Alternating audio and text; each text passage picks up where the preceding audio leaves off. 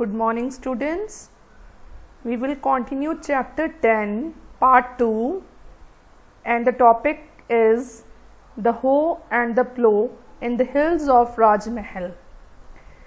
First of all, beta, hoe means जो आप पंजाबी या हिंदी में दाती बोल देते हो उसको बोलते हैं हो. एंड द प्लो मीन्स हल. राजमहल की पहाड़ियों में हो एंड प्लो था, तो उसके बारे में आज हम पढ़ेंगे. बेटा क्या हुआ, 19th सेंचुरी में Buchanan travelled through the Rajmahal hills and describes it. 19th century में बुकानन ने ट्रैवल किया राजमहल की पहाड़ियों में और उसके बारे में डिस्क्राइब किया. उसने बताया कि ये जो हिल्स हैं काफ़ी डेंसली अपीयर्ड हैं, मीन्स काफ़ी घनी हैं, बहुत डेंजर इन हिल्स में. कोई ट्रैवलर होता है साहस के साथ वहाँ पे जा सकता है. जहाँ पे भी वो जाता था बुकानन, लोग थे वो बड़े अनफ्रेंडली बिहेव करते थे.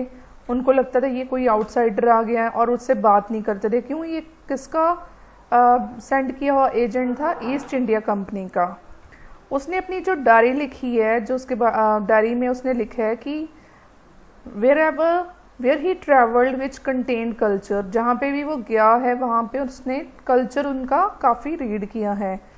These hill people were known as Paharis. इन लोगों को क्या बोला जाता है? Paharis. They lived outside around the Rajmahal hills. ये लोग राजमहल की पहाड़ियों के आसपास रहते हैं. They depend on forest produce and practicing shifting cultivation. ये लोग किसके ऊपर डिपेंड करते हैं? जो भी फॉरेस्ट में फ्रूट्स होते हैं, जो वेजिटेबल्स, कुछ भी होता है उसके ऊपर डिपेंड करते थे. और क्या प्रैक्टिस करते थे? शिफ्टिंग कल्टीवेशन होता है. एक जगह खेती कर ली, थोड़े उसको छोड़ के कहीं और कर ली, फिर वहाँ छोड़ के, मतलब शिफ्ट करते रहते थे. ये पहाड़ी ज़्यादातर क्या उगाते थे? पल्सेस, दालें और millets, jowar bajra.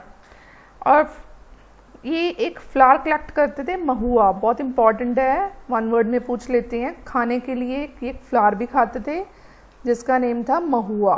Understood? For food, ये फूड के लिए यूज़ करते थे. अब क्या था? They also collected silk cocoons and resin for sale. Silk का कीड़ा होता है, आपको पता है, सिल्क प्रोड्यूस करता है, वो धीरे धीरे बनाता रहता है सिल्क. और रेजिन्स भी, जैसे किशमिश होती है, उसको सेल के लिए वो कलेक्ट करते थे. और वुड को चारकोल प्रोडक्शन के लिए. ज़्यादातर ये लोग फॉरेस्ट के ऊपर ही डिपेंड करते थे. ये लोग हटमेंट्स में रहते थे जिसके आसपास इमली के बाग होते थे, हट्स बनी होती थी. कभी रेस्ट करना होता था तो ये मैंगो ट्री के नीचे रेस्ट करते थे. और सारे इंटायर रीजन को, एरिया को ये अपनी ही लैंड समझते थे. Their chief maintained the unity of the group and settled disputes. जो इनका चीफ होता था, हेड होता था, वो हमेशा कोशिश करता था कि ग्रुप्स में यूनिटी रहे और उनके डिस्प्यूट्स, इनके लड़ाइयाँ वो सॉल्व करे. पहाड़ीज रेगुलरली क्या करते थे? प्लेन एरियाज़ के ऊपर रेड डालते थे, क्योंकि वहाँ पे सेटलमेंट हुई थी, एग्रीकल्चरिस्ट रहते थे वहाँ पे, सेटल्ड एग्रीकल्चरल. तो वो उनके क्या करते थे? उसके ऊपर रेड करते थे. These raids were necessary for survival. उनको करना पड़ता था. ये रेड क्यों करना पड़ता था? क्योंकि जब अकाल पड़ जाता था फॉरेस्ट में, खाने पीने के लिए कुछ नहीं होता था, ये लोग वहाँ जाके प्लेन एरियाज में जहाँ पे एग्रीकल्चरिस्ट होते थे वहाँ पे अटैक करते थे. ये इसलिए भी अटैक करते थे कि अपनी पावर दिखाना चाहते थे. ये जमींदार जो प्लेन्स में थे उन्होंने क्या किया? शांति के लिए क्या करते थे? रेगुलर ट्रिब्यूट गिफ्ट्स देते थे हिल पीपल को कि तुम हमारे एरिया में अटैक मत करो, हम तुम्हें रेगुलरली गिफ्ट्स वगैरह कुछ भी तुम्हारी इनकम देते रहेंगे, तो हमें शांति चाहिए. ट्रेडर्स क्या करते थे? स्मॉल अमाउंट हिल पीपल को देते थे. क्यों? क्योंकि जो रोड वहाँ से निकलती थी फॉरेस्ट में से, वो उनको कंट्रोल कौन करता था? जंगली लोग, फॉरेस्ट पीपल. तो उनको स्मॉल अमाउंट देना पड़ता था अगर वहाँ से क्रॉस करना है. जब वो टोल पे कर देते थे पहाड़ीज को, तो जो पहाड़ी का चीफ होता था ट्रेडर्स को ही प्रोटेक्शन करता था ताकि कोई भी उनका बंदा उनके ऊपर अटैक ना कर सके. Understood? The next topic is problems for Paharis. अब उनके लिए बहुत प्रॉब्लम्स आ गई थी. हमने 18th सेंचुरी के लास्ट डिकेड्स में बहुत सारी प्रॉब्लम्स आ गई थी पहाड़ीज को. अब जो सेटल्ड एग्रीकल्चर था उसकी सीमा इंक्रीज हो गई थी, फ्रंटियर. ब्रिटिशर्स ने काफ़ी इनकरेज किया फॉरेस्ट को क्लीन करो, आगे एग्रीकल्चर बढ़ाओ. जमींदार थे जो जोतेदार थे, उन्होंने क्या किया, अनकल्टिवेटेड लैंड थी जहाँ पे खेती नहीं होती थी, उसको राइस फील्ड्स में कन्वर्ट कर दिया। For the Britishers extension of settled agriculture was necessary. Britishers के लिए सेटल्ड एग्रीकल्चर बहुत ज़रूरी था क्योंकि वो अपना रेवेन्यू सिस्टम को इंक्रीज करना चाहते थे, टैक्स बढ़ाना चाहते थे, इनकम लेना चाहते थे। उन्होंने सोचा कि they felt that people who live in forest were savage, means जंगली मनुष्य हैं, अनसिविलाइज्ड हैं, डिफिकल्ट है उनको उनके ऊपर रूल करना। ब्रिटिशर्स को लगा कि जो लोग फॉरेस्ट में रहते हैं वो पढ़े लिखे नहीं हैं, जंगली हैं, उनको उनके ऊपर गवर्न करना, उनके ऊपर रूल करना मुश्किल है। So they clear the forest and settled agriculture establish and to make them civilised. वो चाहते थे फॉरेस्ट को क्लियर करें, वहाँ पे सेटल्ड एग्रीकल्चर हो और वो भी उन लोगों को सिविलाइज्ड बनाएं, थोड़े ठीक ढंग से वो भी रहें। As settled agriculture expanded, as जैसे ही एग्रीकल्चर एक्सपैंड हुआ, बड़ा जो एरिया था फॉरेस्ट और पेस्टर्स का, पेस्टर्स होते हैं जो गायें भैंसे चराती हैं, वो डिक्रीज हो गया। इससे क्या हुआ, कन्फ्लिक्ट हो गया हिल फॉक में और सेटल्ड कल्टीवेटर्स में, दोनों में आपस में जंग छिड़ गई। और ये जो पहाड़ी होते थे ज़्यादातर फूड, ग्रेन और कैटल, उनकी प्लेन एरिया वाले एग्रीकल्चर्स की कैटल्स भी ले जाते थे। कॉलोनियल जितने ऑफिशियल थे वो चाहते थे कि इनके ऊपर कंट्रोल कर सकें, पहाड़ीज के ऊपर, वो बड़ा मुश्किल हो गया था। 1770s में क्या किया, ब्रिटिशर्स ने एक बहुत ही अडॉप्टेड की पॉलिसी, वो बहुत ही क्रूर थी, ब्रूटल थी। उन्होंने पहाड़ीज को हंट करना शुरू कर दिया और उन्हें मारना शुरू कर दिया। 1780s में क्या हुआ, क्लीवलैंड था जो कि भगलपुर का कलेक्टर था, उसने एक पॉलिसी अडॉप्ट की, शांति की। उसने पहाड़ियों के चीफ को एनुअल अलाउंसेस देने शुरू कर दिए और उससे रिस्पॉन्सिबिलिटी ली कि तुम हमारे बंदों को कुछ नहीं कहेगा, हम तुम्हें एनुअल अलाउंसेस दे रहे हैं तो कोई रुकावट नहीं होनी चाहिए। जो काफ़ी पहाड़ी चीफ्स थे उन्होंने रिफ्यूज़ कर दिए वो अलाउंसेस, कईयों ने एक्सेप्ट किए हैं। जिन्होंने एक्सेप्ट किए हैं उनको ये बोला गया कि तुम तो अपनी गवा चुके अथॉरिटी, तुम्हें कम्युनिटी में रहने का हक नहीं है, ये नहीं है। ये जो टाइम था, there was a new danger, यहाँ पे एक और खतरा आ रहा था संथल पीपल का। अब संथल पीपल के बारे में मैं तुम्हें आगे बताऊंगी। पहाड़ी लाइफ थी वो सिंबलाइज्ड होती थी हो के, हो मीन्स दाती, और संथल सेटलर्स थे उनकी जो साइन था, सिंबल था उनका था प्लॉ। अब जंग छिड़ जाती है हो और प्लॉ में, हो मीन्स दात्री और प्लॉ मीन्स हल। अब आप आगे देखते हैं क्या होता है। The Santhals पाइनोर settlers, Santhals means जो अब नया ग्रुप आ रहा है जो एग्रीकल्चर बढ़ाएगा वो थे Santhals. पाइनोर settlers means first settlers जिन्होंने एग्रीकल्चरल एक्टिविटीज़ आके की थी। अब संथल्स ने क्या किया, बंगाल में आते हैं अराउंड 1780s में। जमींदार हायर करते हैं उनको, तुम न्यू लैंड बनाओ, फॉरेस्ट को क्लीन करो और कल्टीवेशन बढ़ाओ। When Britishers failed to under their control pahadis, then British official invited them to settle in the जंगल महल। जब ब्रिटिशर्स फेल हो जाते हैं पहाड़ीज के ऊपर कंट्रोल करना, तो ब्रिटिश ऑफिसर्स उनको इनवाइट करते हैं कि तुम वहाँ के इस जंगल में रहो, जंगल के महल यूज़ करो, तुम्हें यहाँ पे पूरी आज़ादी है। संथल्स ने क्या किया, फॉरेस्ट को क्लीन करना शुरू कर दिया विदाउट एनी हेजिटेशन, और लैंड प्लो करनी शुरू कर दी पूरी एनर्जी के साथ। संथल्स को ज़मीन दी गई, उन्हें राज़ी किया गया कि तुम सेटल हो जाओ फुट हिल्स ऑफ राजमहल। तो संथल्स ने पूरी मेहनत करनी शुरू कर दी। बाय 1832 क्या हुआ, बहुत बड़ा एरिया था लैंड का, वो हो गया डिमार्केटेड, मीन्स उसकी सीमाकरण की गई, पूरे मेजरमेंट किया गया। उस एरिया को लैंड के बोला गया दामिन आय को। ये बहुत ही इंपॉर्टेंट है, दामिन आय को। ये लैंड दामिन आय को वो लैंड थी जो कि संथल के को दे दी गई थी, डिक्लेयर कर दी थी ये एरिया संथल्स का है।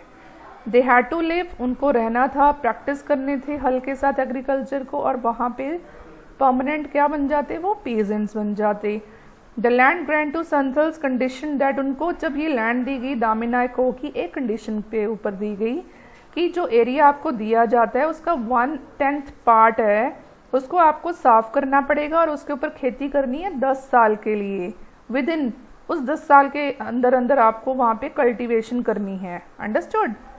अब क्या किया, पूरा का पूरा मैप तैयार किया गया पूरी टेरिटरी के लिए। उसकी बिल्कुल बाउंड्रीज, आप जैसे ज़मीन की हम तार लगा देते हैं, एनक्लोज कर देते हैं, वैसे बाउंड्री पिलर्स बनाए गए। अब ये दोनों पहाड़ीज और संथल्स डिफरेंट हो गए थे, दोनों में काफ़ी डिफरेंस आ गया था। क्यों?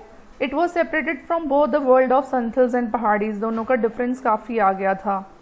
उसके बाद दामिनाई को का डिमार्केशन था। संथल सेटलमेंट क्या हुई, एक्सपैंड होगी। देखो दामिनाई को एरिया दे दिया था संथल को।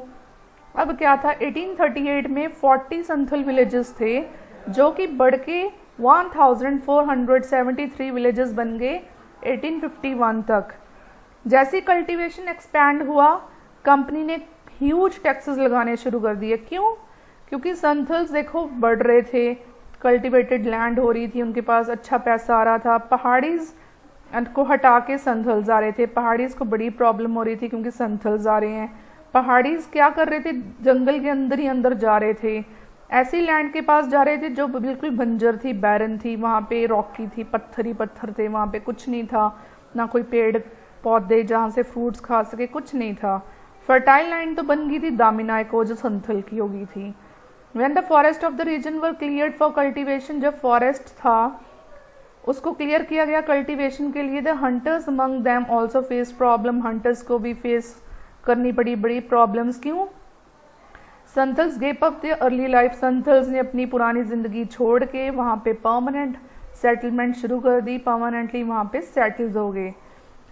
अब क्या था, उन्होंने कल्टीवेटिंग करना शुरू कर दिया, कमर्शियल क्रॉप्स उगानी शुरू कर दी, मार्केट में जिसकी सेल होती थी अच्छे से। उन्होंने ट्रेडर्स के साथ, मनी लैंडर्स के साथ डील करना शुरू कर दिया। अब ब्रिटिशर्स को तकलीफ हो रही थी, उन्होंने काफ़ी हैवी टैक्स लगा दिया लैंड के ऊपर, और जो संथल्स ने लैंड को क्लियर किया था। संथल को बात समझ आ गई थी कि इतना हैवी टैक्स लगा रहे हैं, जब वो टैक्स नहीं दे पाएंगे तो उनसे ज़मीन ले ली जाएगी। वो सोच रहे थे land slipping away from their hands, उनके हाथ से ज़मीन निकल रही थी। मनी लैंडर्स काफ़ी चार्ज करते थे interest, taking over the land when debts remained unpaid, जब वो बेचारे कर्जा नहीं दे पाते थे उनकी लैंड वापस ले ली जाती थी। वाई 1850s में क्या हुआ, संथल्स ने काफ़ी रिवेल कर दिया, विद्रोह कर दिया जमींदार के अगेंस्ट, मनी लैंडर्स के अगेंस्ट, ब्रिटिशर्स के against. Colonial state means Britishers. जब ये रिवॉल्ट हुआ 1855 to 56, Santhal Pargana was created. Pargana, Santhal Pargana होती है बेटा, इस परगना के अंडर उनको 5500 स्क्वायर माइल्स दी थी, एरिया दिया था। कौन से district? From the district of Bhagalpur and Birbhum, और उनके ऊपर स्पेशल कानून बना दिए। देखो बेटा, इनको ये देना पड़ा ब्रिटिशर्स को क्योंकि उन्होंने रिवॉल्ट कर दिया। अब 5500 स्क्वायर माइल्स देने पड़े from the district of Bhagalpur and Birbhum, और स्पेशल लॉज बना दिए। अंडरस्टूड। अब नेक्स्ट टॉपिक है the accounts of Buchanan. Buchanan मैंने पहले ही आपको बताया था, ट्रैवल करता था फॉरेस्ट में, राजमहल की पहाड़ियों में उसने ट्रैवल किया था। अब क्या था, जो हमारे डॉक्यूमेंट्स मिलते हैं बुकानन के, while reading Buchanan accounts we should not forget that he was an employee of British East India Company। हमें कभी भी उसके अकाउंट्स पढ़ते हुए ये ध्यान में रखना है कि आखिरकार वो चमचा तो किसका था, ईस्ट इंडिया कंपनी का था। उसने पूरा ट्रैवल किया, कंपनी सर्वे किया कंपनी के लिए, उसके कॉस्ट था जो ट्रैवल करने का वो भी ईस्ट इंडिया कंपनी देती थी। उसको क्लियरली बोला गया था कि तुमने जो देखा है और तुमने क्या रिकॉर्ड करना है तुम्हें पता है। मींस तुम जो मर्जी देखो, रिकॉर्ड क्या करोगे, जो तुम हम जाते हैं ब्रिटिशर्स, इट मीन्स फेक होगा सब कुछ। जब वो विलेज में जाता था अपनी आर्मी के साथ, सारे के सारे उसको एजेंट समझते थे सरकार का, सरकार ब्रिटिशर्स हैं, कि ये तो उनका चमचा आ गया। As a company consolidated its power, जैसे कंपनी ने अपनी पावर बढ़ाई, फिर उन्होंने देखना शुरू कर दिया नेचुरल रिसोर्सेज इंडिया में कौन कौन से हैं, कौन से वो कंट्रोल कर सकते हैं, कौन से वो यूज़ कर सकते हैं। और जो बुकानन था उसने पूरा सर्च किया मिनरल्स के ऊपर, स्टोन्स के ऊपर, कौन से वैल्यूएबल चीज़ें हैं जिनको हम सेल कर सकते हैं, अच्छी वैल्यू है उसकी। उसने सारे रिकॉर्ड्स ये अपने रखे। All sign of iron ores, कहाँ पे लोहे की खाने हैं और मीका ग्रेनाइट, ये सारा कुछ उन्होंने पूरी डिटेल रख ली। किसने? बुकानन ने। Buchanan road about a landscape, उसने ये भी लैंडस्केप के बारे में लिखा, उसने ये भी लिखा, डिस्क्राइब किया कि इसको कैसे हम बदल सकते हैं और इसको कैसे प्रोडक्टिव उपजाऊ बना सकते हैं। उसने ये भी लिखा अपने अकाउंट्स में कि कौन सी क्रॉप को हमें उगाना चाहिए, कौन से ट्रीज कट करने चाहिए और कौन से उगाने चाहिए जिससे हमें फ़ायदा हो सके। उसने पूरा क्रिटिसाइज़ की लाइफस्टाइल ऑफ फॉरेस्ट ड्वेलर्स की, पूरी लाइफस्टाइल को क्रिटिसाइज़ किया क्योंकि वो लाइक नहीं करता था। उसे ये महसूस हुआ कि forest had to be turned into agricultural land, कि फॉरेस्ट को क्या करना चाहिए, बिल्कुल टर्न करके एग्रीकल्चरल लैंड बना देना चाहिए। आई होप आपको ये पार्ट 2 बिल्कुल समझ आया होगा। पार्ट 3 के लिए मैं आपके लिए जल्दी ही बनाऊंगी। आपको नेक्स्ट वीडियो मिलती हूँ पार्ट 3 में। Good bye.